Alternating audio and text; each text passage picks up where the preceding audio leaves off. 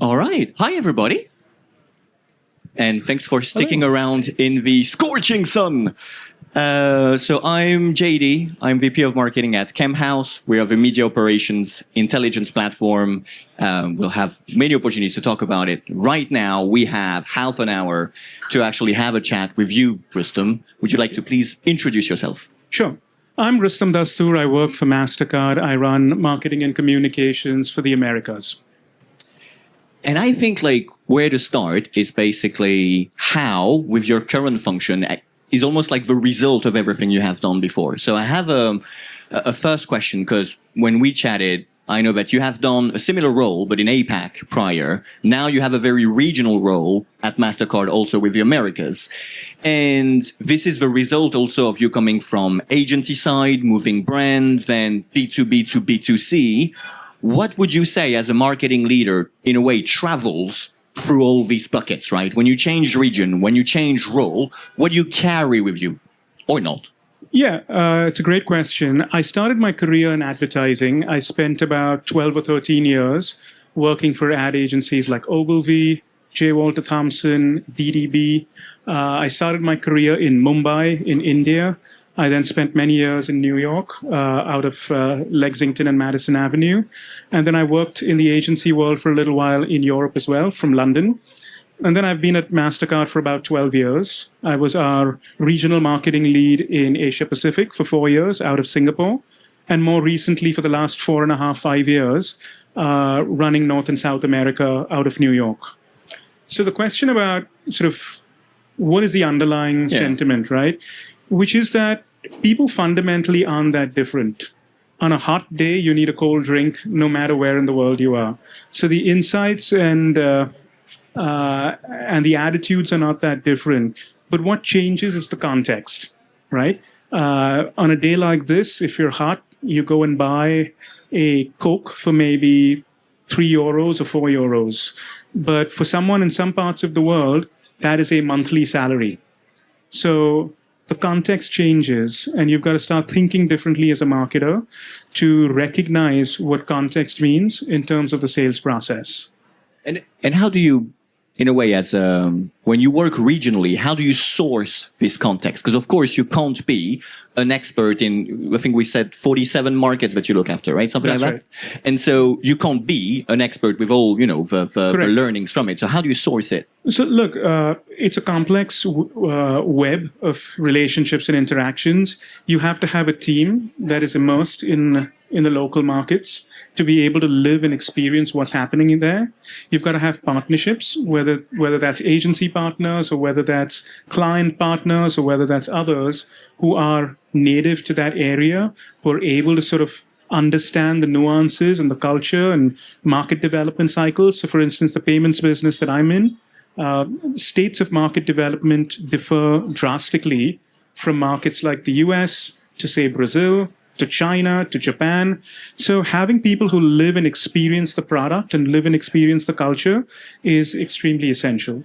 And would you say that local experience of a brand is what builds the fact that you are recognized at Mastercard as a global brand? It's that mix of universalism, let's say, and local experience. How do you see that balance? Yeah, so firstly, our great strength as a company is that our product is accepted in almost 200 countries. Yeah. So we're accepted by over 100 million merchants around the world. We are the only global payments company to be accepted in China. We have a domestic operating license in China. So while our competitors are accepted in China, they don't have domestic licensing approval. So we're unique in that sense that our product is accepted everywhere. Along with that comes a certain obligation that I've flown from the US to France.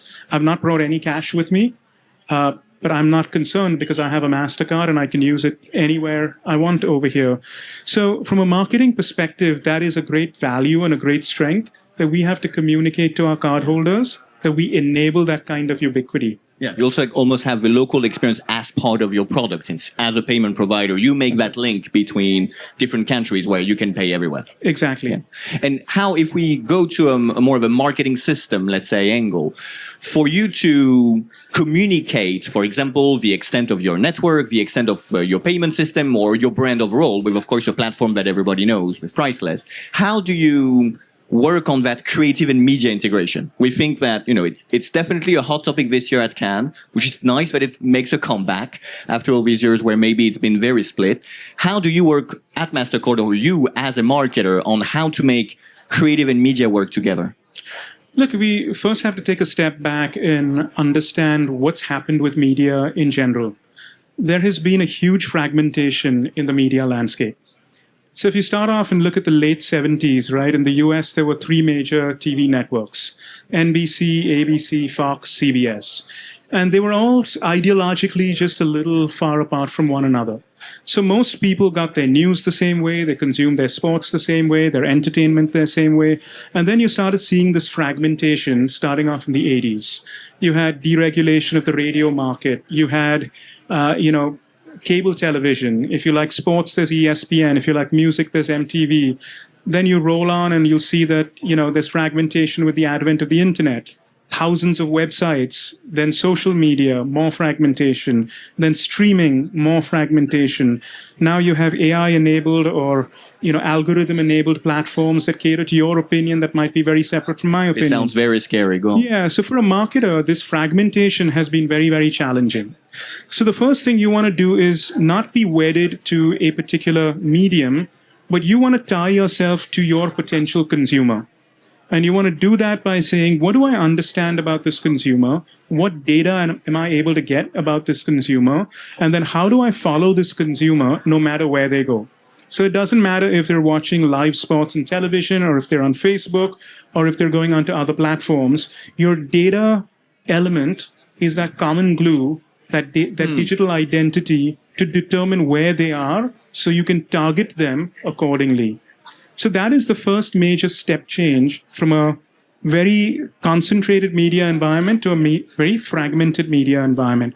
And then the question is, how do you build creative that is very adaptable and agile, that fits into what they are looking to consume on those platforms? Yeah.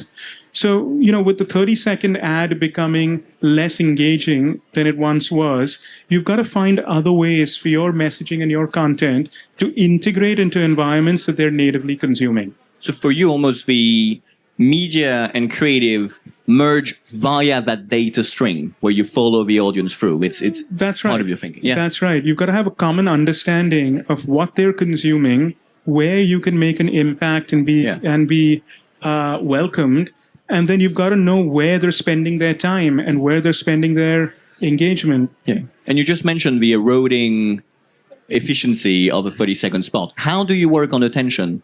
And how do you factor it in, maybe not only as a measurement, but as like an actual planning element? Like, do you use it for planning and deciding I go with A or B? Very much so. So we've done a lot of research that helps us understand what is our audience passionate about. So sports is a big passion, entertainment is a passion, travel is a passion, culinary is a passion, philanthropy is a passion, so on and so forth. So what we want to start by doing is building value propositions in these spaces that people are passionate about. Part of that is acquiring assets and capabilities that are unique and distinct to us.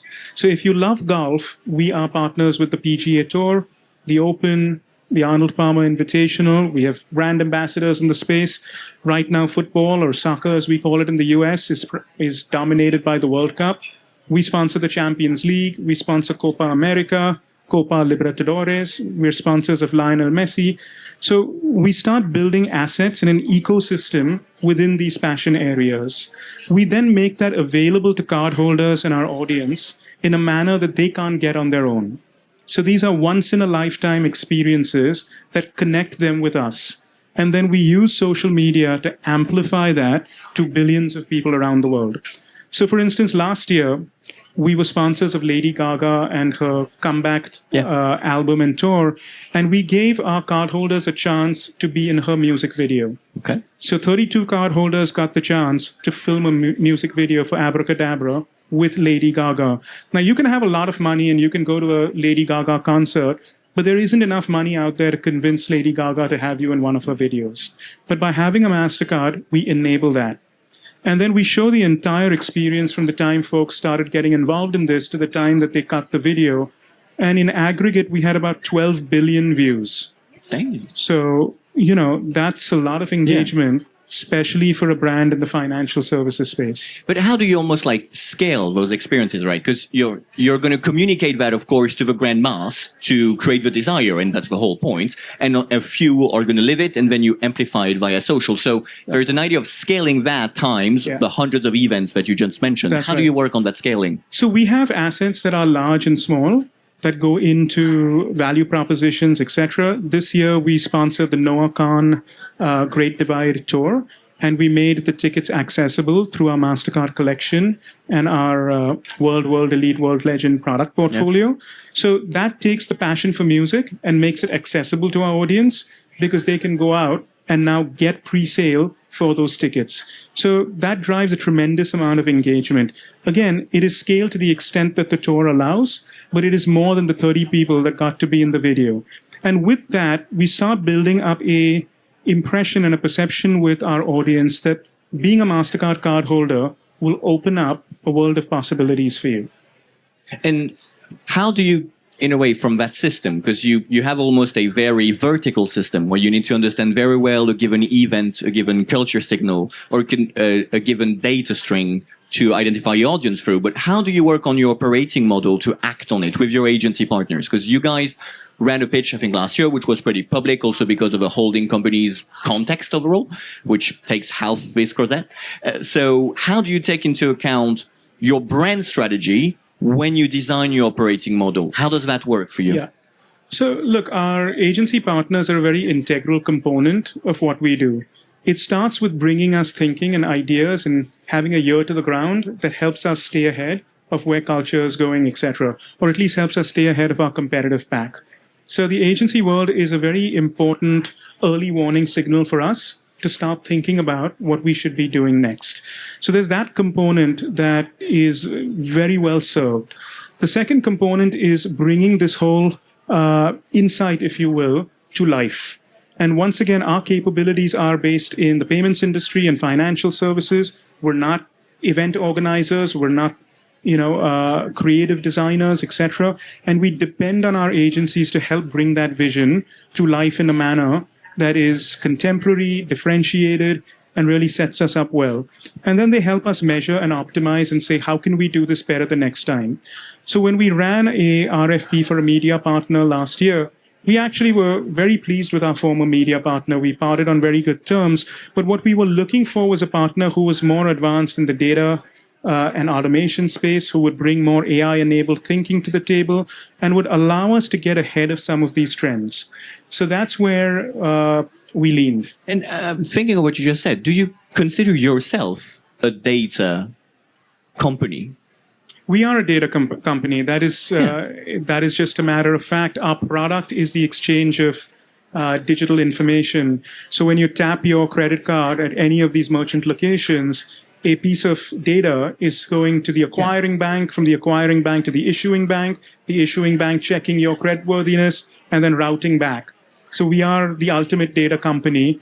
We process about 170 billion transactions a year. So that gives us one of the greatest last mile data sets in the world. And now with AI, we'll be able to use that data set to deliver more trends, more insights, more optimization, all of the things that the combination of data and AI allows. Is that for you an area of application of AI? I mean, of course, one of the topics is going to be not even AI, but how we are maybe falling off the promise wagon now and actually trying to understand the concrete application of AI. For you at Mastercard, do you use AI to help make that bridge between consumer data and prospecting? Because, of course, you need to go get new Mastercard cardholders. Yeah, so, our use of AI is quite a few years in the making. Even before GPT-4 and ChatGPT and the big AI breakout, because the first thing we use AI for is cybersecurity. So it is impossible to manually secure such a vast ecosystem. So AI is incredibly helpful in securing the infrastructure that runs payments. Yeah. This is something that we've been doing for years. The second is turning our data into analytics, which is again where AI is super helpful. But this bridge that you talk about, consumers and business, where it's getting most interesting is our ability to enable agents to talk to other agents without manual intervention. So we've just launched a product called Agent Pay for Business, or Agent Pay for Machines, which allows an agent to transfer your data, your credentials, once you have authorized it, to another agentic environment to make a transaction happen. So for instance, in the future, you could be searching for a trip, a vacation to, let's say, Cannes, and your agent has selected the right hotel, the right airline, etc. You don't have to go onto their website to book it. You just give permission to the agent to say, go and book that for me, and it goes out and does so. It verifies it, it authenticates it, and it gives you like proof a of payment purchase. Oath. That's right. That's super interesting. And that agent-to-agent topic, which also goes with like the growth of media providers going into MCP. How do you see, you as an advertiser and brand, how do you see the control of where your media goes with the rise of agentic and therefore more intermediation, technically speaking? Yeah, so firstly, look, for a brand like ours, brand safety is a very important element because, it takes decades to build trust and build a great brand, but it can get shattered in minutes. So brand safety is of primary importance to us. Now, one of the areas we look closely at is how do LLMs look at data and information and content, and how do they surface that in answers in agent optimization engines or agent answer forums. So working with partners like Reddit, etc., we've got to get very thoughtful about how we look at content, how we use community management to participate in discussions, etc. It's not good enough to have your content surfaced in an agent query because it could be working off of bad information. It could be working off of intentionally harmful information. So we've got to make sure that we're staying ahead of that. Part of that is through community management. Part of that is through making sure content that is verified by us is first being sourced by the agent. So that means using hashing, cryptography, technical branding to show up differentiated in agent platforms. All of that needs to be done to make sure that we don't just benefit from this new world, it's that we don't get harmed by it either. And that leverage of LLMs and therefore also new paths of discovery, is that for you a way to try to grow the category, as in to grow how people care about their payment solution? I guess it's one of your topics. It's, people maybe sometimes are informed and therefore are going to make a conscious decision or, Mastercard versus Visa, but you're also maybe trying to grow the category of you should care. So look, firstly, the thing, we've done a lot of research on buying behavior. And the thing that we found is that the lowest point of emotional engagement for people is when they pay. It's what happens before and what happens after that interests people. Yeah. You go shopping for a shirt, the fun is in trying on different shirts. Once you buy it, you want to wear it out to a date, to an interview, out with friends. You want to get complimented on it. The actual moment when you pay, whether it's with cash or a piece of plastic, it's kind of the downer. Yeah. So everything we've done from a brand is to be associated with what payments enables. However, the thing that we found that people really care about is that payments be safe, secure, and simple. Okay. So when we think about user experience, we want to make sure that those three things are top of mind for us. Frictionless, so it's simple, and highly trusted, taking care of the safety and security angle.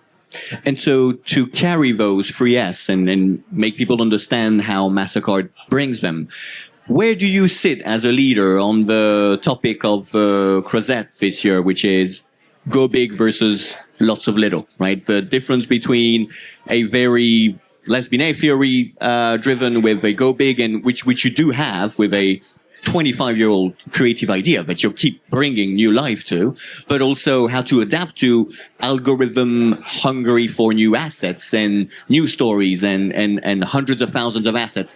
How do you make the balance strategically? Yeah, look, every company has its own need. I don't think this is a philosophical question. It's what is practical and what is necessary for your business. For us, our brand is a competitive advantage. So having a powerful brand is extremely important for us to win new distribution and to win new cardholders. It's extremely valuable for us to give people trust that allows them to put their card credentials online, whether it's in a wallet like Netflix or whether it's in an Apple Pay or whatever it might be. So the brand carries the mark of trust, and that opens up more business for us. At the same time, there are discrete things that we need to be solving for as well. On the B2C side, opening up more newer use cases, newer markets, etc. But on the B2B side, selling our commercial solutions, selling our services, selling our cybersecurity solutions. So you have to operate on both levels for a brand like ours. You look after both scopes, right? I do. And is there a middle ground? Is there an area where B2B and B2C benefit each other? Sure. So we have 3.5 billion cards in force, which means we have almost certainly more than 1 billion cardholders. Yeah. So it's very likely that a person we're selling a B2B product to is also a consumer and engaging with our brand and company through the consumer doorway. So when you have that kind of environment, you have to make sure that that consumer engagement is positive enough that when they start thinking about you as a B2B partner, it is well received. No different from Amazon, which sells you retail products like your toothpaste and your towel rolls, etc., but also sells your company web services like cloud computing, etc. So there is an overlap where the audience is both some days a B2C person and some days a B2B audience. Yeah, within the same life. So you carry that trust, which is really... Exactly. And on the topic of trust, because you also mentioned it when we look at potential agentic applications or when we want to be able to delegate a payment to an agent, trust is really important. How do you see, because I think you have led a lot in data and therefore now also in the application with AI at Mastercard, how do you make the difference between AI promise and AI concrete applications, especially in the world of providers? What's your filter or methodology or maybe, killer question that gives you the difference between what they call AI maxing, apparently a new expression, and the real thing? So look, at this stage, everyone is in some form of experimentation. So that is just something that has to be accepted and acknowledged. I don't mind people AI maxing as long as it says to me that they have an interest in this space and they're thinking a lot about this space. Yeah. Because it means that they may not deliver something to me this year, but it might happen next year or the year after. Yeah. Versus someone who says, I'm just not going to touch that and I'm going to wait for, the water to come back onto the shore. That's too late. I don't want to be the last guy to adopt this. Yeah. So if right now there is more hype than substance, okay, better hype than nothing. That's a great point of view. Yeah, I think it speaks. I didn't know about Aura, the world simulation startup, which is now a few billion valuation, and which has 3 founders. I think one is 15. 17 and 18 years old, and a vision which is completely grand, yet their model predicted the New York election within 2,000 votes. And there you go. And so I think that's one of your examples of part of AI is that there are grand promises because this is just still a land to experiment and discover on with a lot of vision-driven providers and talents in it. Yeah, and look, I started my career when the dot-com revolution happened. So I remember back then, the ones who started off in the 94s, 95s, AOL and Lycos and companies like that, they weren't the ones that ultimately built the internet of today. It was the Googles, the Amazons, etc., who came a little later. So it may not be this set of players, but you have to get in. You have to start wetting your feet in this space before you can really swim and take it further. So I think whatever we're doing at this stage, staying active, staying engaged is extremely critical. Thank you so much. I think as a closing, I have one question for you, which is what specific maybe panel or talks are you most looking forward to for the 4 days of Cannes? Yeah, well, anything that lets me know more than I came here with is a valuable use of time. And also just meeting people. The beauty is that on this stretch, you're meeting a whole host of marketing people all at one time within 1 week. Some new relationships to take away. That would be a valuable use of time as well. Great. Thank you so much, Rustom. Thank you, JD. Appreciate it. Thank you.